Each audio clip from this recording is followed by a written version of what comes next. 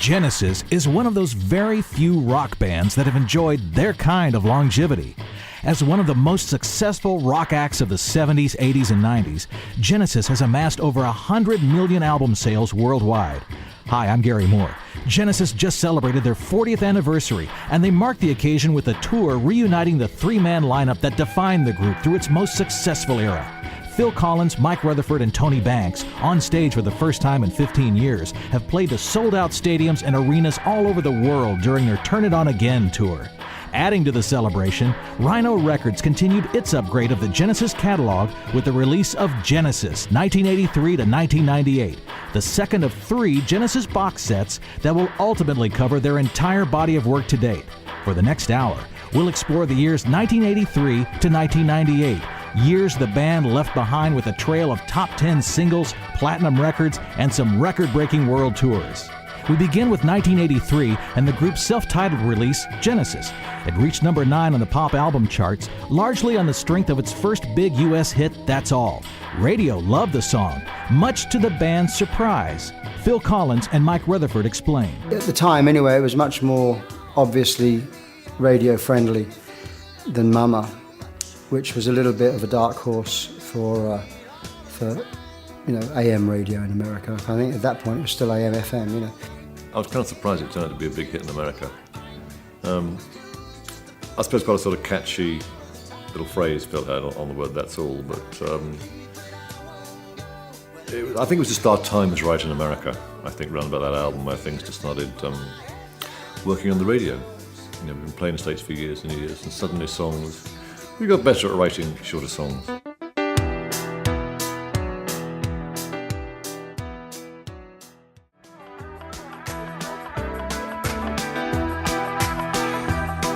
(1986's) Invisible Touch was the band's biggest-selling album to date, climbing all the way up to number 3. It went platinum several times over and coincided with the biggest tour in their history. I think going into Invisible Touch, we did feel quite self-confident. We felt we'd sort of really kind of broken ground, particularly live and everything, and suddenly we'd started to play big places, and university around the world, probably finally reached a certain platform in America that we sort of hadn't quite made before, I don't felt.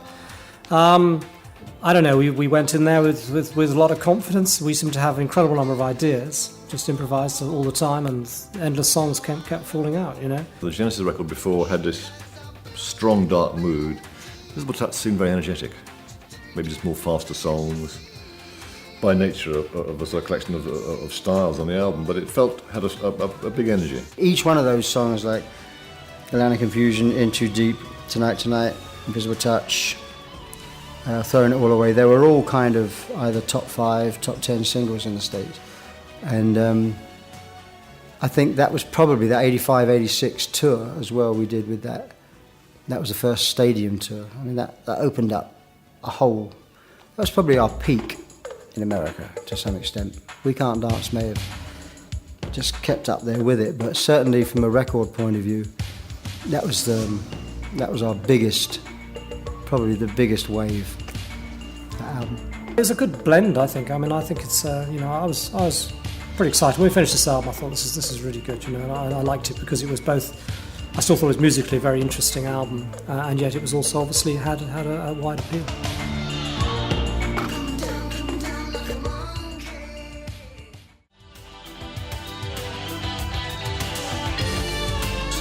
This is a lot like jazz. It's a lot like sitting down in a room with 3 guys and just playing, and eventually, it starts to sound good. And that's the moment you take the picture of, so that when you go back to it, that's where you start from.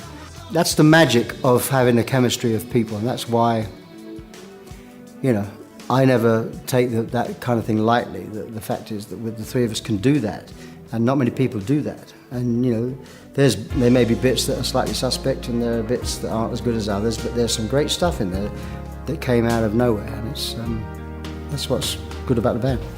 All that time I was searching, nowhere to run to.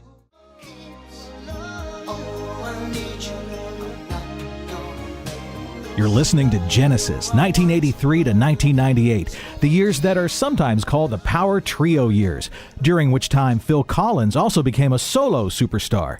In recognition of the group's 40th anniversary, Rhino Records has just upgraded the Genesis catalog with the release of Genesis, 1983 to 1998. If you're a big fan or even just a casual fan, you have to check it out. It's actually the second of 3 box sets that will eventually cover their entire output to date.